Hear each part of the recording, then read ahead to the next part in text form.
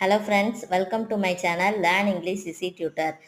Good have எந்த இடத்துல use பண்ணணும் அப்படின்னா, ஒரு விஷயத்தை நீங்கள் பண்ணியிருக்க முடியும் அப்படிங்கிற இடத்துல குட் ஹேவ் யூஸ் பண்ணணும். அதாவது பாஸ்ட் எபிலிட்டி வரக்கூடிய இடங்கள்ல குட் ஹேவ் யூஸ் பண்ணணும்.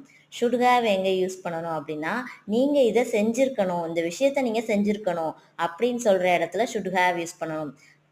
அதாவது பாஸ்ட் ரெக்கமெண்டேஷன் வர்ற இடங்கள்ல ஷுட் ஹேவ் யூஸ் பண்ணணும்.